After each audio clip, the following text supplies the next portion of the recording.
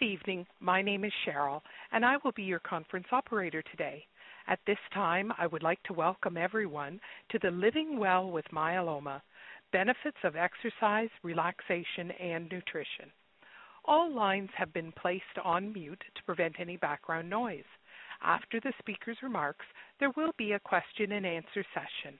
If you would like to ask a question during this time, simply press star, then the number 1 on your telephone keypad. If you would like to withdraw your question, press the pound key. Thank you. And Pakauta, you may begin your conference. Thank you, Cheryl. Good evening, everyone. I'm Ann Pakauta, and I'm the Florida Director of Support Groups of the International Myeloma Foundation. It's my pleasure this evening, along with Kelly Cox, who will be co-facilitating this call with me tonight, to welcome you to tonight's teleconference in support of myeloma, and the topic is stopping to breathe while moving forward. Before we go on any further, Kelly, would you like to introduce yourself and tell them who you are? I'm Kelly Cox, and I am with the International Myeloma Foundation. I'm Director of Support Groups and Regional Community Workshops. Thank you, Ann. And Kelly will be doing the close and the question and answer period after this teleconference. I'd like to thank our sponsors for their support of tonight's call, Celgene Pharmaceuticals and Millennium, the Takeda Oncology Company. Our topic tonight is stopping to breathe while moving forward, the benefits of rest, relaxation, exercise, and nutrition for long-term management of multiple myeloma.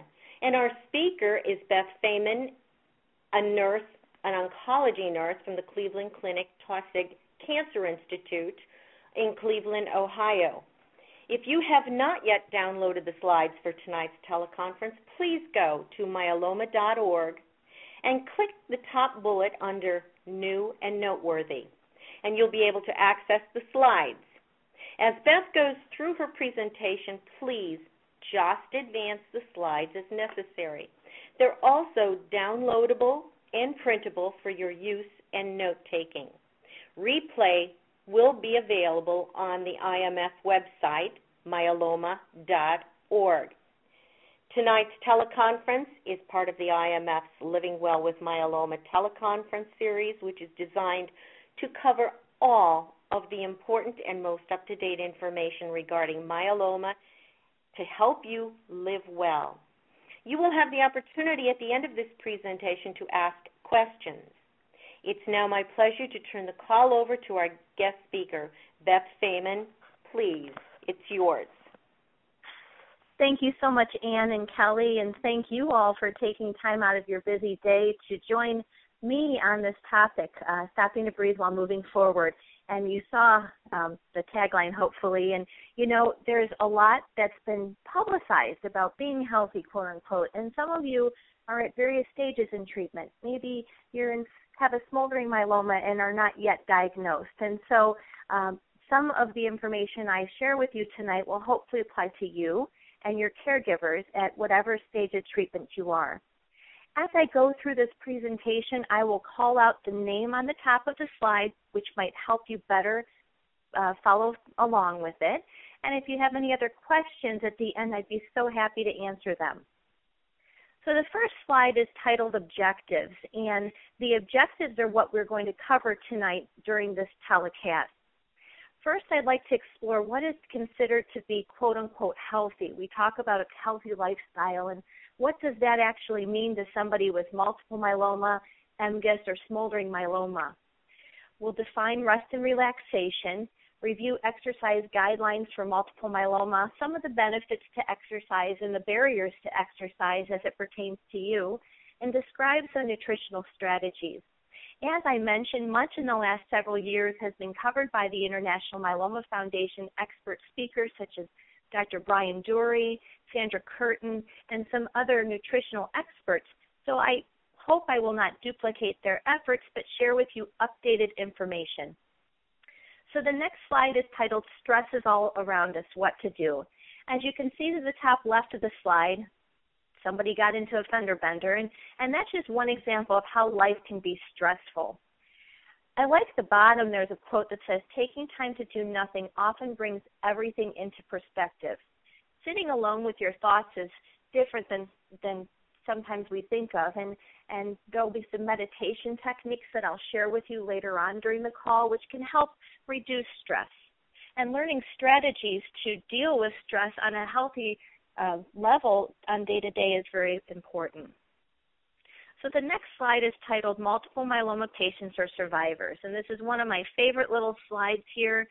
One of my quotes that I like to share with people is that multiple myeloma is like a puzzle. The diagnosis and management requires a lot of different pieces, and caregivers, patients with multiple myeloma, you're all critical parts to the puzzle.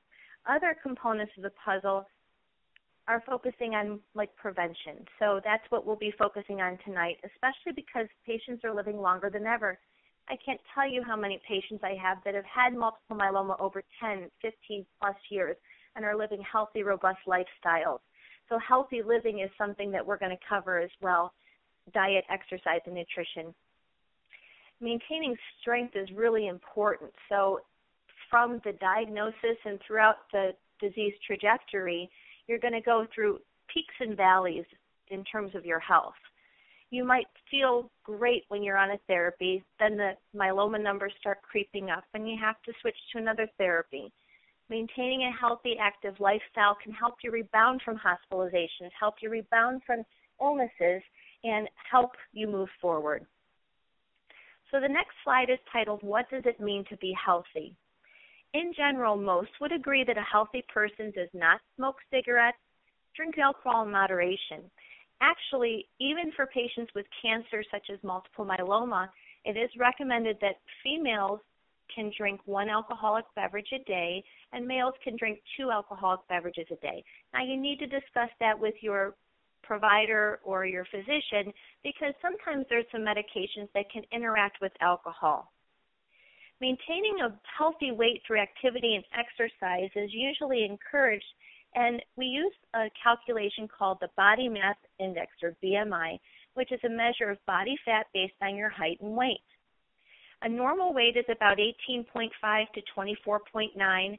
You're considered overweight if you have a body mass index of 25 to 29, and you're considered obese with a higher BMI of greater than 30. This is really important because we have newer studies that are showing there's a possible link towards multiple myeloma in individuals who are obese. And it's also important because medications such as lenalidomide, pomalidomide, doxorubicin, some of the drugs we use to treat myeloma, we have to recommend certain therapies to prevent blood clots if you are in that obese category. So it's really important to minimize your risk factors for other illnesses by maintaining that healthy weight. Eating a balanced diet with more fruits, vegetables, less oil and sugar is very important. We'll talk more about nutrition at the end. And a healthy person is always also one who tries to think positively, cultivate relationships with family, friends, and others. And we all go through periods where we don't want to be as social, but in general, trying to have that positive outlook is really important, and we'll discuss that too. The next slide goes on to describe more about being healthy, and we know through research, in cardiovascular, American Heart Association research, healthy individuals do tend to live longer. There is a very big decreased risk of death from causes other than multiple myeloma. Remember I mentioned at the beginning, and many of you are probably in the audience, people living 5, 10, 15 plus years with multiple myeloma. Think of somebody living that long, and then if you still smoked cigarettes, you have a higher risk of having pneumonias and hospitalizations, higher risk of developing blood clots, heart disease, stroke, other chronic lung disorders too. These are all important reasons to quit smoking cigarettes and go through a smoking cessation program if you are smoking cigarettes actively, and minimize your exposure to secondhand smoke. Obesity and inactivity, as I mentioned before, can also lead to blood clots, pneumonia, and it can also increase hyperglycemia. Steroids are the backbone of most of our multiple myeloma therapies, and we all know the horrible side effects but the wonderful benefits of steroids in anti-myeloma therapy. But hyperglycemia is harder to control if you have an obese body mass index. It's also important, there's a study by the UK diabetic study that showed that activity, if you maintain physical activity, not even necessarily losing any significant amount of weight, but just by being more active, you're able to process your blood sugar much easier, and it translates to better outcomes. In terms of alcoholism, it's something that a lot of people struggle with, the chronic illness. The rate of alcoholism is actually quite high. You'd think that a myeloma diagnosis would make people more likely not to overindulge in alcohol. Unfortunately, alcoholism is pretty prevalent, and there is a risk of falling down, injuries when you're drinking too much alcohol. These are all logical things that we just sometimes don't think of. Another thing about alcoholism in patients that do drink too much alcohol is peripheral neuropathy can worsen. We have some wonderful anti-myeloma therapies such as Velcade and thalidomide, but unfortunately, peripheral neuropathy is a devastating side effect. That can worsen sometimes as a result of vitamin deficiency when patients are drinking too much alcohol. The next slide is titled R&R, Rest and Relaxation with Myeloma. So when we confer a multiple myeloma diagnosis to our patients, there's a lot going on. There's the stress of the financial, where's the money going to be coming from? Some people can't work as much. Sometimes it's the caregivers that are not able to maintain full-time employment because they're assisting with transportation to the appointments and such. And sleep is one of the first things to go, whether it's not able to fall asleep or inability to stay asleep. And we know adequate rest and sleep are essential to a healthy lifestyle. Depending on the source, it's recommended that most individuals get from 6 to 8 hours of sleep a night continuous. And it's kind of something we all strive for, but it's not something you can successfully achieve, especially with drugs like steroids. Short and disturbed sleep can increase the risk of heart-related death too, even in patients with multiple myeloma. By increasing anxiety, you can get irregular heartbeats. It can weaken the immune system. Remember, multiple myeloma is a cancer of the plasma cells, which are integral to the immune system in fighting infections and keeping you healthy. And short and disturbed sleep can prevent this from occurring. Worsening pain and increased risk of falls are also consequences of poor disturbed sleep. There are several factors that will negatively affect sleep, and those include medications, psychologic and physiologic factors. So the medications are those corticosteroids, dexamethasone and prednisone. They're very effective as anti-myeloma therapies. They can tend to give you a little bit of a boost, but unfortunately, it will cause insomnia in a vast majority of patients. Stimulants to combat fatigue are often prescribed, such as Ritalin, but those too will prevent you from sleeping. And there are some herbal supplements that will also interact with your medications and cause insomnia. There's a psychologic fear, anxiety, and stress factor that will negatively affect sleep. Not being able to turn your brain off or stop thinking about the day's events is one of the very common things I hear in my practice. And then physiologic factors such as your breathing, heart issues, pain. A lot of people, as you age, you can develop something called sleep apnea. Literally in the middle of the night, your body will stop breathing, and the oxygen levels go down, and it will prompt a lot of people to wake up. Some people will be snoring or have morning headaches. Those are signs of sleep apnea. But that physiologic problem will translate into problem with sleep. So the next slide is titled R&R with MM again, and it again goes into what sleep hygiene is. Well, sleep hygiene are those measures that we take before we go to bed and to try to have a restful night of sleep. Sleep hygiene is very necessary to have that normal quality nighttime sleep and full daytime alertness that we all strive for. So we want to avoid the daytime napping and associate your bed only with sleep. Stimulants such as caffeine, nicotine, and alcohol too close to bedtime will interrupt your sleep.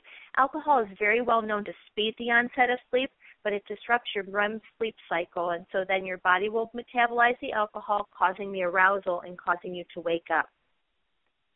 Exercise can promote sleep, but not too close to bedtime.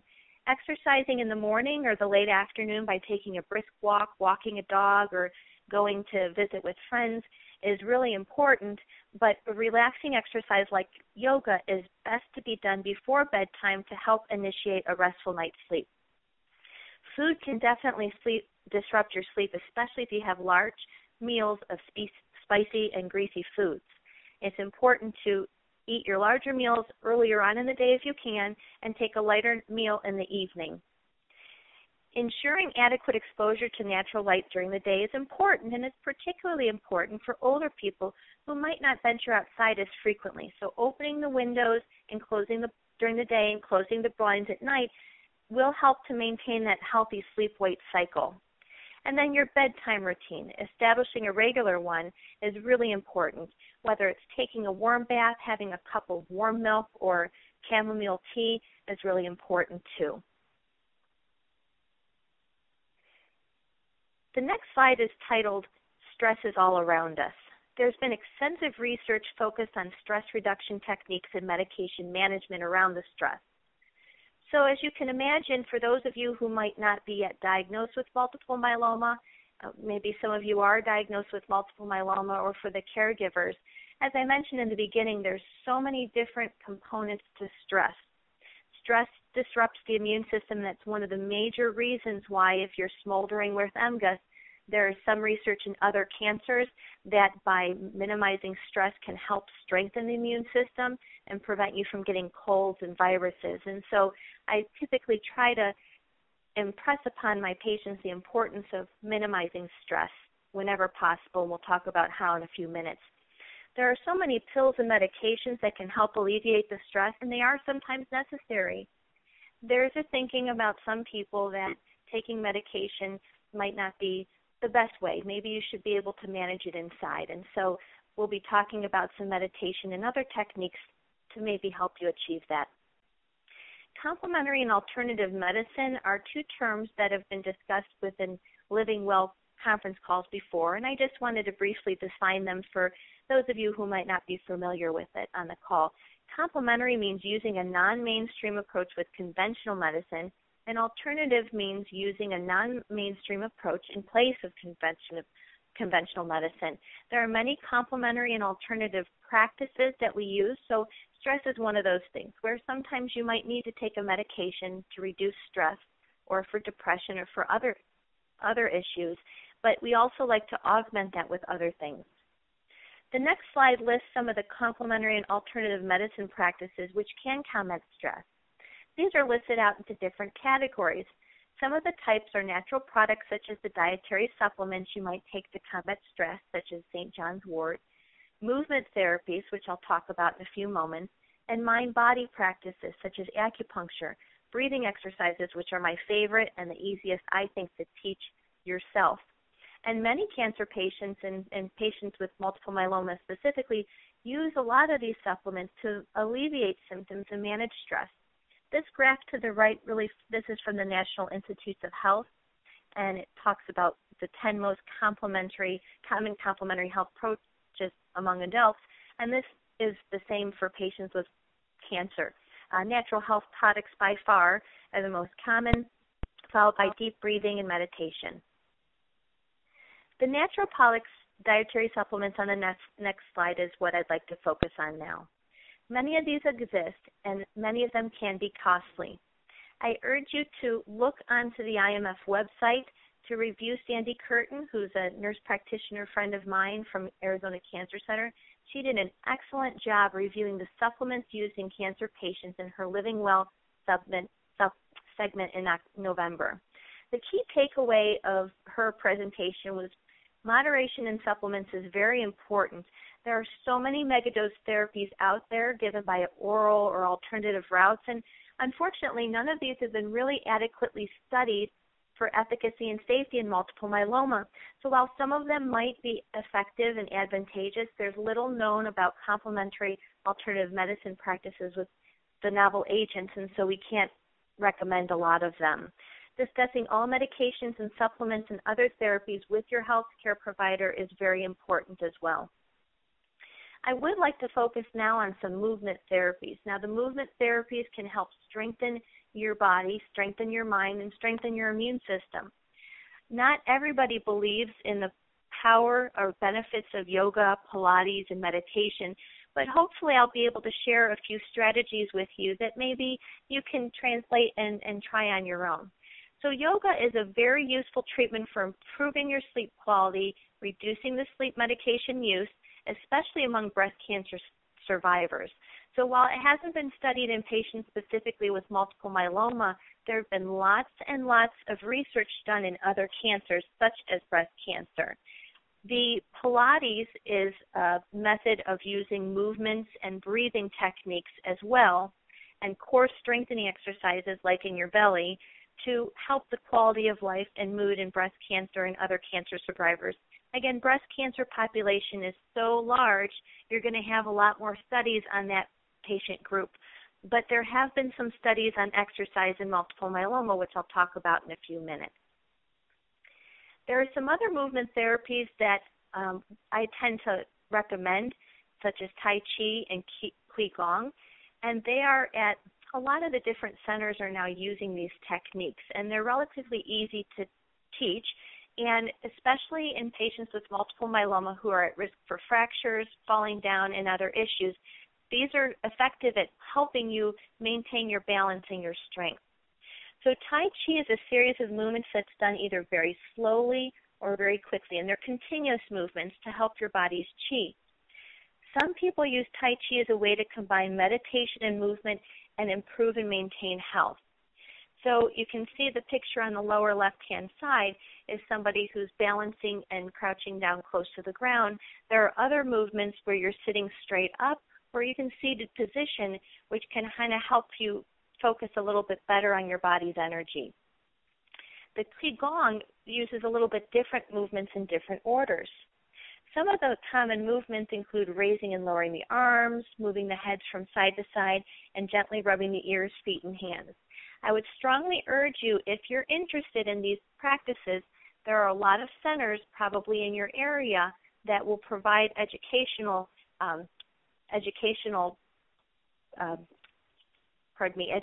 for these things. Some other mind-body practices which have been studied in multiple myeloma and other cancers include acupuncture. Now, acupuncture has been very successful in Chinese medicine, and it uses the sterile single-use needles to optimize the flow of one's energy. It's been used in multiple myeloma specifically for headaches, peripheral neuropathy pain, and there are some patients of mine that have overwhelming results. There have been some case reports to treat myeloma bone pain, and it tends to be something that can be very effective for some. Acupuncture has been proven to promote relaxation and deep rest in some individuals, and we think it might be in part due to the stimulation of the release hormones and neurotransmitters as well. Guided imaging is something that can be used at any time, whether you're sitting down at your house or you're in the clinic or wherever you're at, and it's a practice of imagining such as a peaceful scene. I think of memories of waves on the ocean. I'll never forget when my husband and my son and I were on the beach in Hawaii, and just the feeling of peacefulness when I was watching them play in the sand, and I was in a reclined position just looking over the waves. And so whenever I need to go in a happy place, I think of those waves on the ocean, and I close my eyes.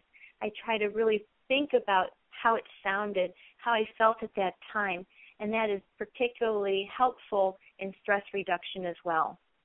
In the guided imagery, such as my waves on the ocean theme that I just shared with you, it's typically followed by a wakeful theme, such as the waves washing away pain. And in many studies, this has been proven useful to help minimize your pain. It's not going to always take away all your pain, but it will minimize your pain scores and the severity of the pain. One of the things I really like to share with my patients is the focus on breathing. There are some breathing practices out there, and they tend to be associated with yoga, and these have been shown to improve cancer-related sleep disturbance, anxiety, and mental quality of life. Breath observation is one of the things that can occur, such as taking the natural breath in and out with the goal of maintaining awareness of the body. And we're going to have a couple more exercises in just a few minutes. The Ujjayi breathing is where you take in slow, rhythmic, deep breaths from the diaphragm, which is in your abdomen. You're going to inhale, hold that, and slowly lengthen the exhale, relaxing and repeating, and taking the deep, slow, rhythmic breaths in, and exhaling the slow, deep, rhythmic breaths out can help minimize your stress level and help strengthen your breathing. The next slide is titled Mind and Body Practices, and this goes on a little bit more to meditation. So the beginning, I titled this the Stopping to Breathe While Moving Forward and Benefits of Rest and Relaxation. And meditation is one of those things where we talk about often. Many providers will say, why don't you meditate and see how that helps you? But what really is meditation? Well, meditation is a practice in which relaxes the mind, because sometimes the mind can jump from place to place. That jumping from place to place can promote anxiety, such as when you're trying to think about your finances. How are you going to get to the clinic? Are my numbers going up and I need to change treatments? So relaxing the mind is a goal of medication. Repetitive prayers are a typical form of meditation in every religion. Just about every religion has one of those. So in Catholicism, you have the saying of the Rosary. And Judaism, there are also prayers as well. So there are different kinds of meditation that I'd like to go over, the one-point and the two-pointed meditation that I'd like to share with you.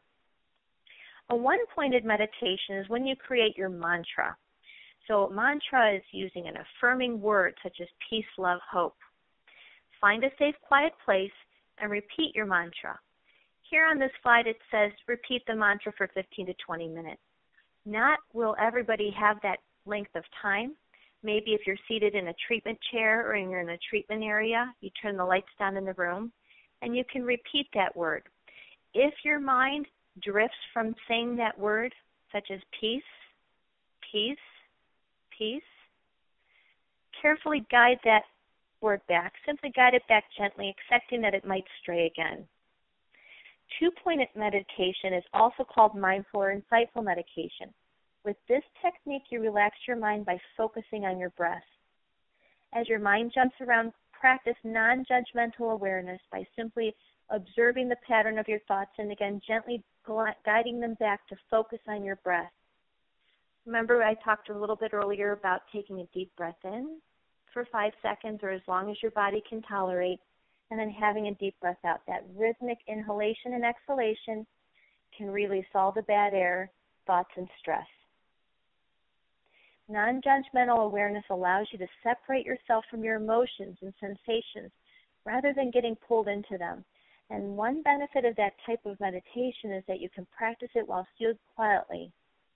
One of the things I like to share with my patients is the importance of placing your hand on your diaphragm while you're taking your breaths in and out, and just focus on that breathing.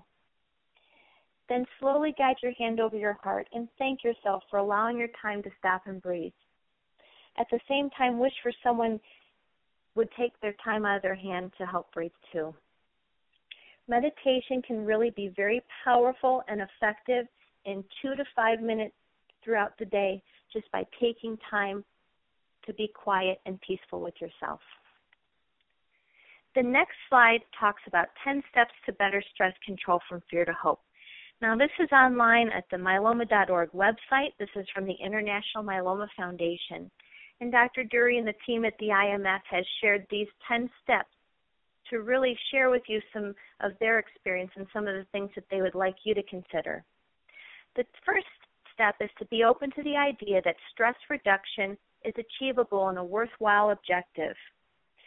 Sometimes there are cancer and non-cancer related stressors in their life that might be a negative impact, such as worrying about your children or your job.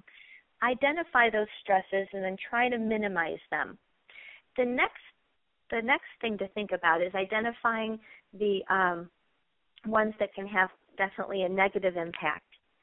Also using a scale from 1 to 10, with the 10 being the highest, assess your stress levels, beginning a diagnosis, when the myeloma was active, and at various points.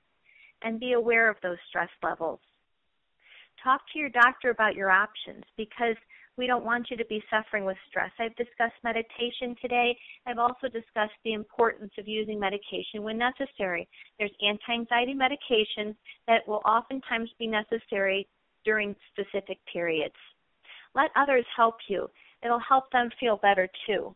It's very hard to let people help you, but that is something that you can do to help minimize your stress. Have confidence that the treatment will work. That's an important thing. And when you're newly diagnosed with myeloma, just about any treatment you receive, whether it's a clinical trial or a standard therapy, about 80% of the patients will go in remission for an extended period of time. So it will oftentimes work at diagnosis and at relapse. And their physician team will share that information and data with you when you're making decisions. And be open to the healing power of hope. Hope and faith is a very strong thing, and it's something that a lot of us might not want to open up to, but there is always hope. And always turn to the IMF for guidance. There's a hotline that's available. There's people out there that are always helping, looking forward to helping you. Now, the next slide talks about the benefits to exercise in multiple myeloma. I love this little girl and her raft on the slide. Of course, it's old clip art. I should update my pictures now. But we all know, in general, a higher degree of physical activity has been associated with increased life satisfaction in multiple studies, health-related quality of life, and later onset of physical and mental diseases. It's important to just keep moving. I often say to my patients, I'm not asking you to run a marathon, but take a brisk walk, 5 to 10 minutes, twice a day, most days, to just get the blood flowing.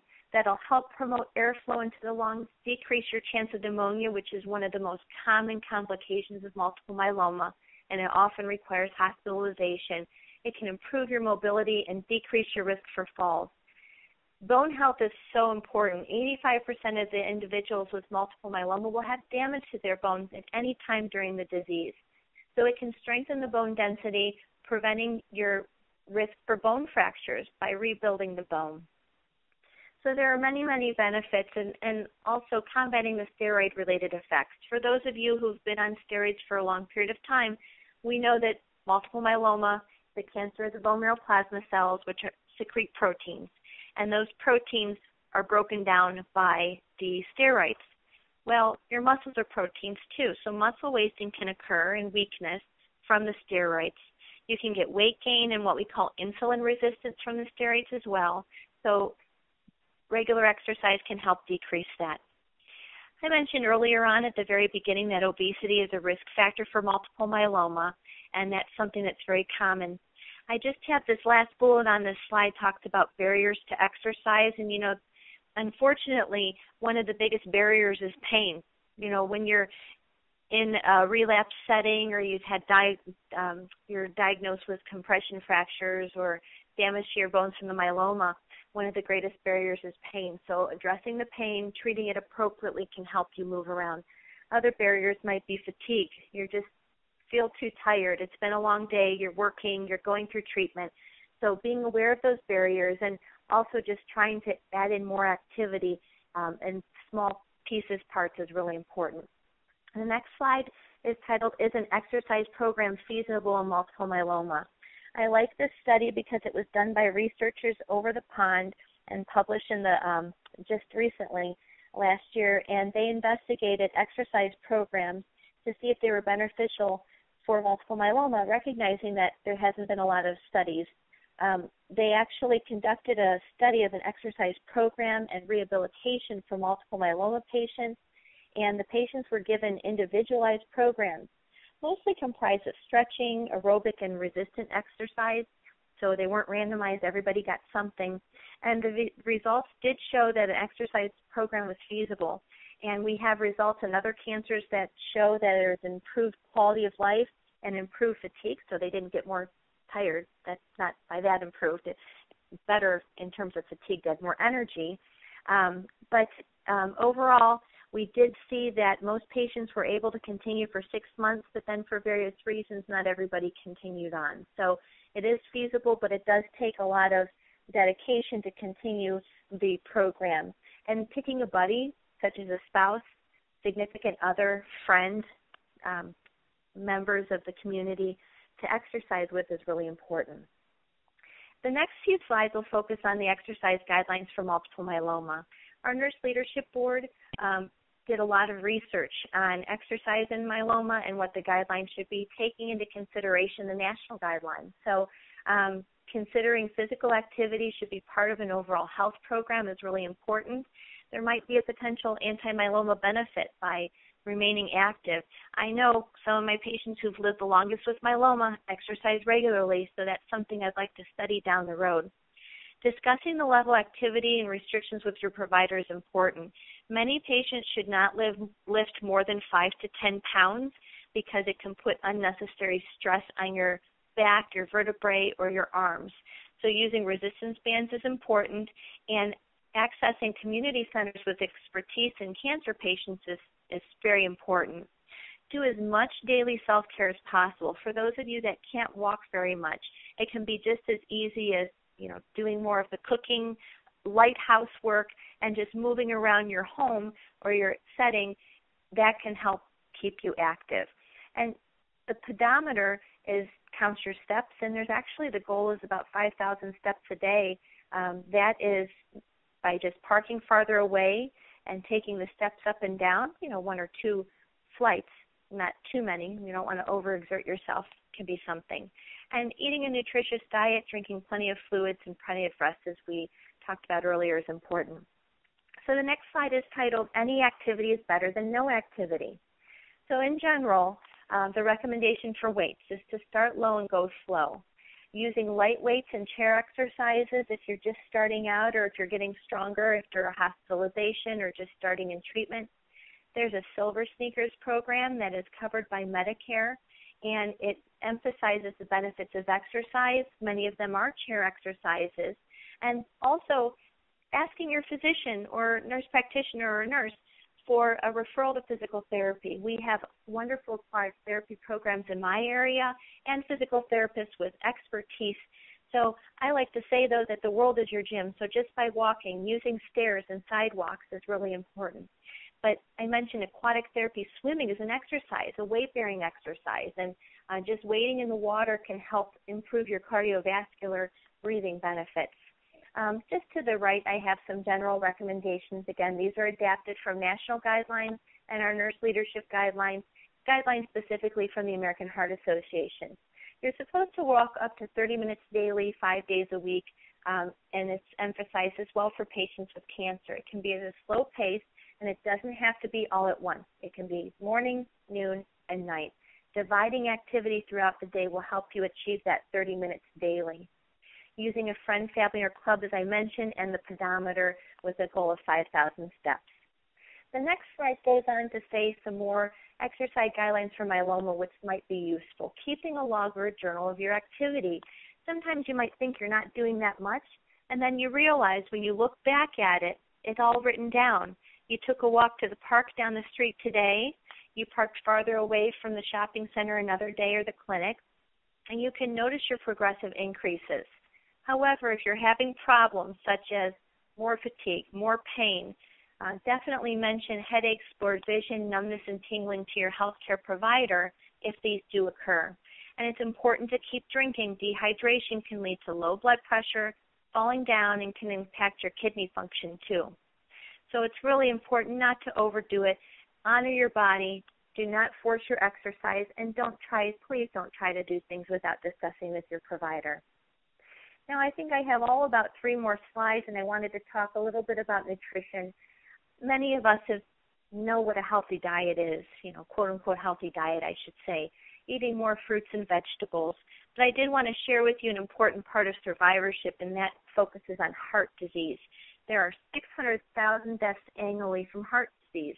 That far surpasses multiple myeloma deaths. If you take anything away from this call today, hopefully it will be on the importance of health and exercise and sleep and maybe some techniques, but health maintenance, trying to see your primary care provider once a year, getting a physical. You might see your cancer team more often, but it's important to get a different perspective. They'll check your cholesterol levels. They'll monitor your blood pressure, maybe an EKG, And as you're living longer with myeloma, you're at risk for the same illnesses that the individuals of the demographic group. So if you're 65, you're at a high incidence of heart disease, especially if you had a first-degree relative who passed away from heart or had heart problems. As Dr. Dury always says, and many of your providers, avoid high-sugar items such as soft drinks. There's always an increased risk of cancer, heart disease, and obesity and diabetes. And Dr. Dury had a great 10 Steps to Better Nutrition in October of 2012, and that's on the myeloma.org website. I'd like you to refer to that for specific recommendations. He had some great books and strategies that he shared with us. There was a NHANES study, the National Health Study, that showed that most of adults in the United States consume 10% more calories from sugar and added sugar more than is recommended for your diet, and there is that relationship with cardiovascular disease and death with too much sugar. There's also a recent study that 14,000 adults with low folate levels linked to death in cancer patients. Therefore, it's important for us to try to eat more leafy greens and fruits and vegetables so we can get good folate levels. Folate is also a blood former and is important in your hemoglobin and your blood levels, your anemia levels. So it's important to take in adequate amounts of that. Eating food in moderation, keeping in touch with portion sizes is important. It's recommended that for correct portion size, 3 ounces of lean meat be your portion size. That's about the size of a smartphone. Eating small baked potatoes rather than large baked potatoes, that's about the size of a computer mouse. Medium bananas, those are about the size of a pencil. So many of us aren't getting the correct portion sizes in our diet. So to conclude, I'd like to urge you to think positively, exercise daily, eat healthily, work hard, stay strong, build your faith or meditation, worry less, read more, and be happy. Please turn to the IMF for more information and guidance. They are a wealth of information. They have many, many resources. Here is listed the hotline number, the 800-452-CURE. Go to the website at http://myeloma.org, and there are many, many free IMF publications to guide you. You can request them on the website. And don't forget to never, never, never give up. That's from Winston Churchill. It wasn't from me. Sometimes the focus of treatment might change, but never give up hope that there are ways to manage stress and self-manage your health. I'd like to thank you again for your kind consideration and listening in on this telecast, and I'd like to turn it over to Kelly Cox. Boy, Beth, that was a wealth of information. Thank you very much. We will now open the lines for questions. Now, if you have a question you would like to ask Beth, please remember to keep it general in nature and specific to myeloma so it will benefit all listeners on the teleconference. Also, please limit your questions to one, so no two-part questions, please, today. Operator Cheryl, will you see if we have any questions right now? At this time, I would like to remind everyone, in order to ask a question, press star, then the number 1 on your telephone keypad. Our first question comes from the line of Mariana. Your line is open. Okay, I'm wondering if you could comment on the supplement turmeric in terms of multiple myeloma. Thank you for asking that, Mariana.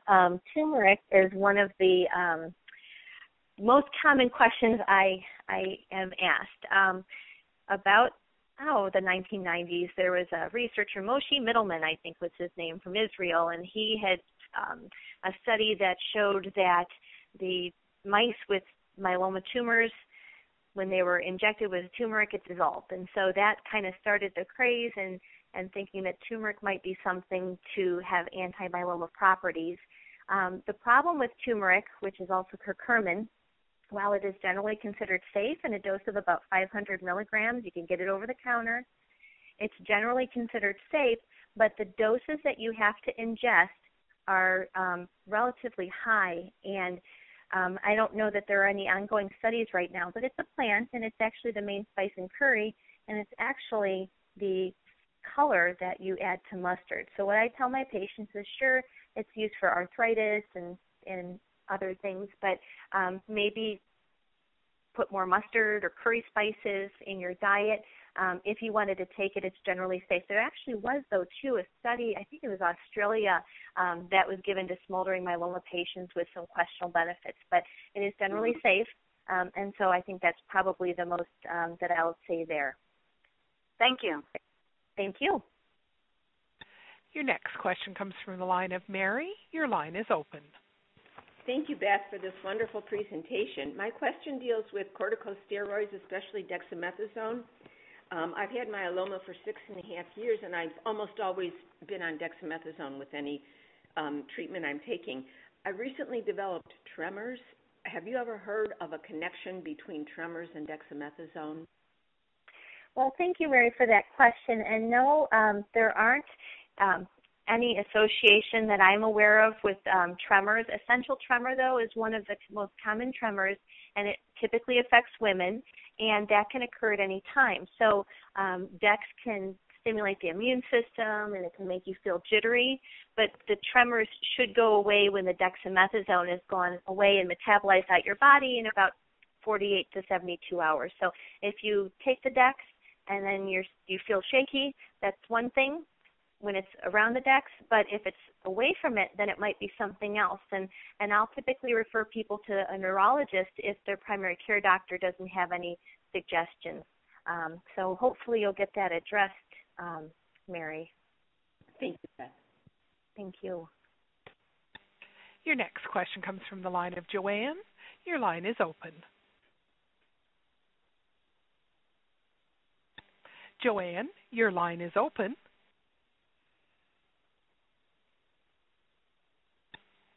We'll move on to the next question from Ron. Your line is open.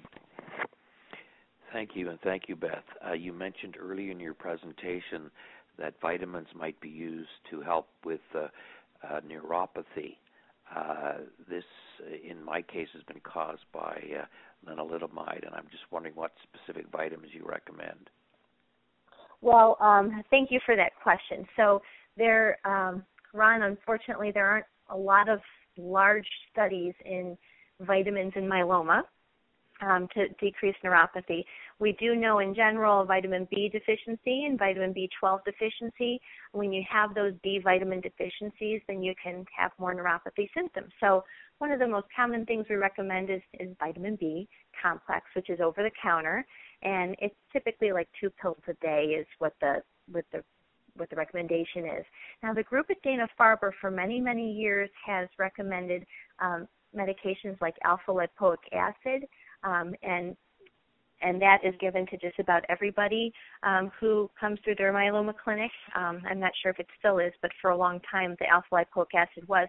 That can repair nerve damage, and it's also FDA approved for diabetes-related neuropathy. So alpha-lipoic acid is also over the counter and generally safe, and it should not interact with any of your myeloma therapies that I'm aware of. One of the most important things that is pointing towards benefiting neuropathy is actually exercise.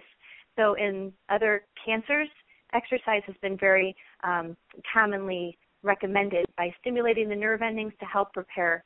I am finishing my PhD, and one of my studies was a high dose of glutamine to prevent or repair neuropathy.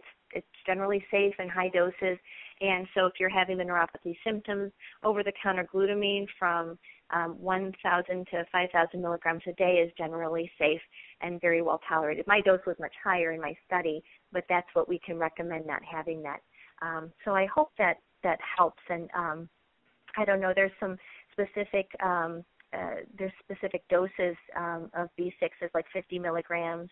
The alpha-lipoic acid is like 300 milligrams twice daily, and these are all on the bottles when you buy them in the store too. Thank you. Thank you.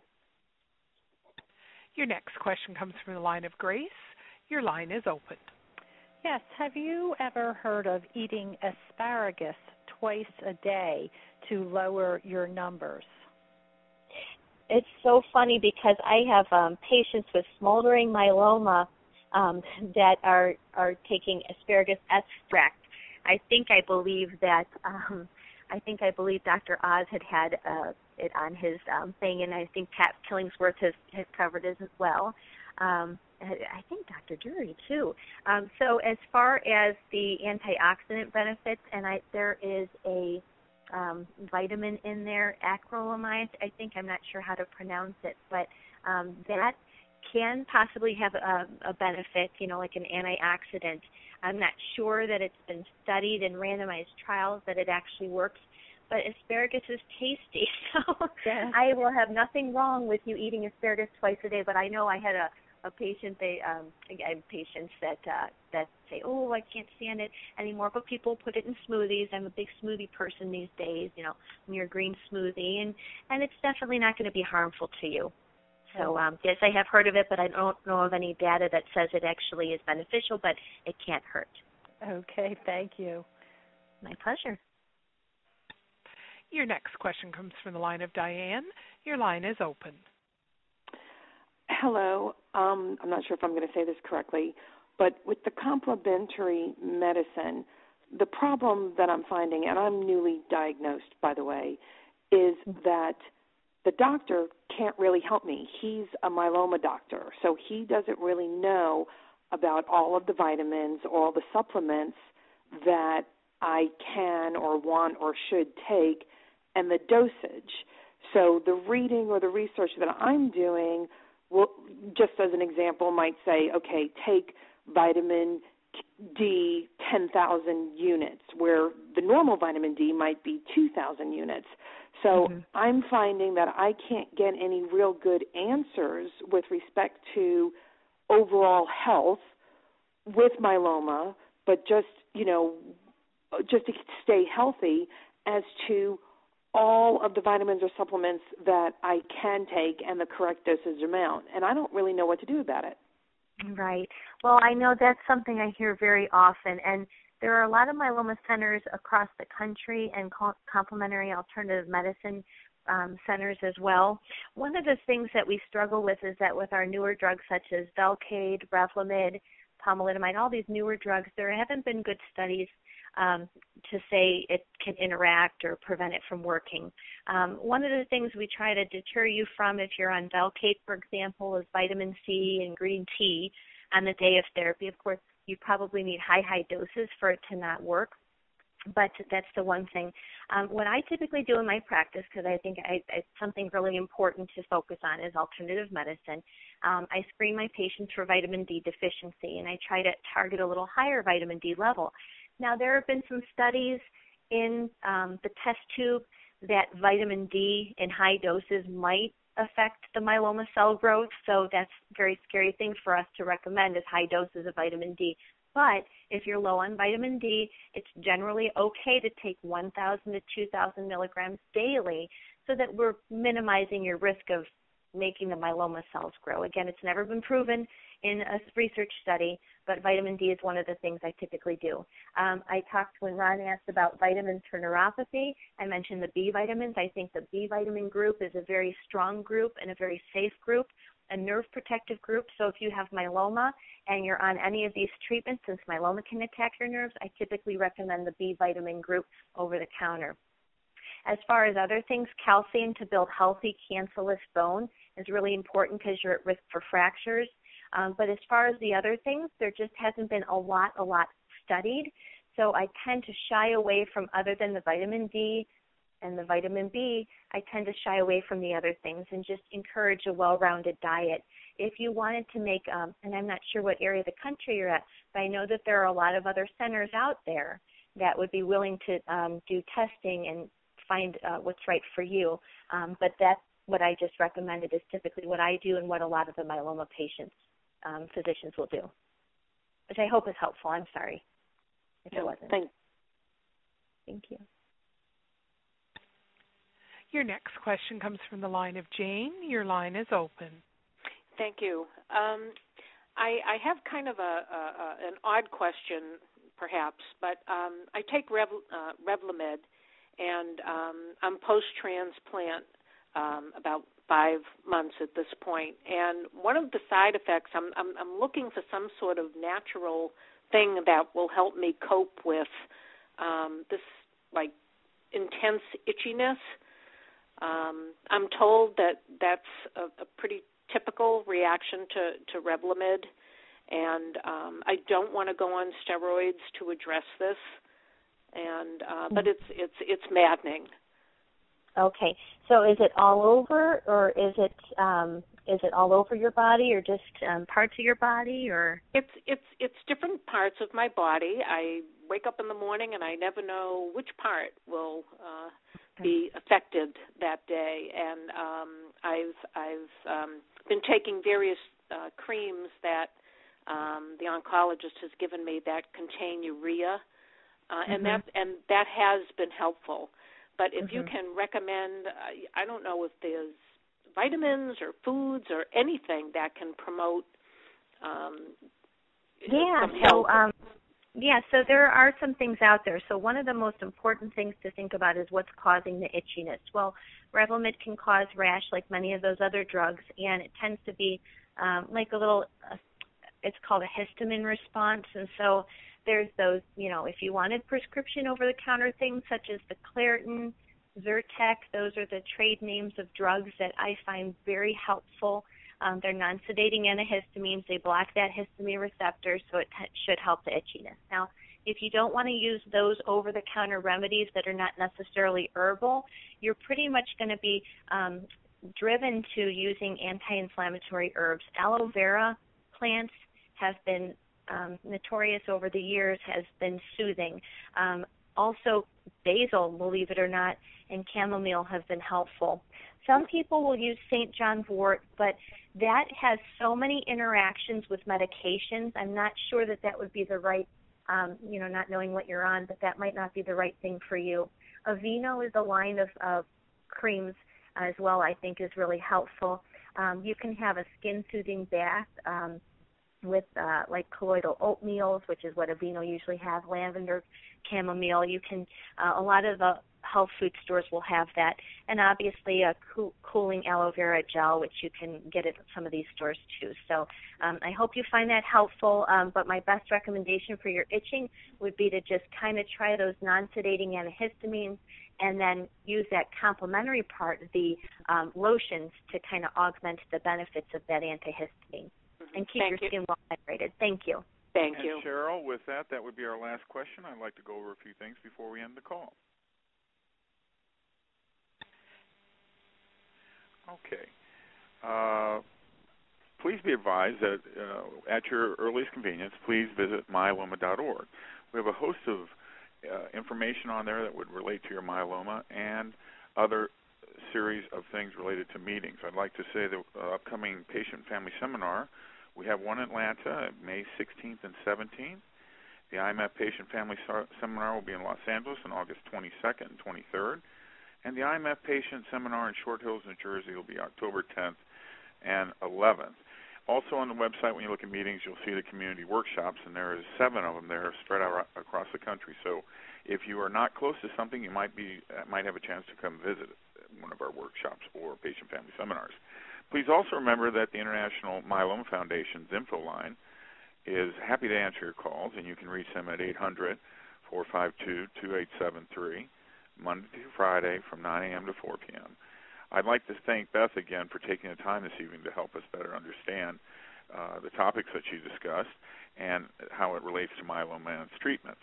I'd like to thank our sponsors, Celgene Pharmaceuticals and Millennium, the Takeda Oncology Company, and most importantly, thanks to all of our participants on this call. Have a wonderful evening. Thank you very much. Thank you. Bye-bye.